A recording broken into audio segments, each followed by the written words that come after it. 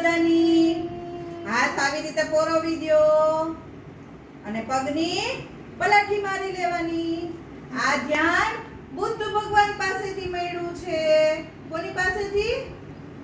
બુદ્ધ ભગવાન બુદ્ધ ભગવાન પાસેથી મળ્યું છે પછી આપણે કરવાનું ને તો એનાથી મગજ શાંત થઈ જાય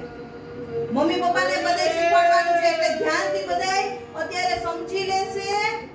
અને બધાય ઘરે જઈને મમ્મી પપ્પાને કરાવશે ઓકે નહીં કહું ને તો હું જઈને કહી આવીશ ચલો તો હવે એમાં શું કરવાનું છે આંખું બંધ કરી આમાં જે બોલે એ સાંભળીને આપણે કરવાનું છે ઓકે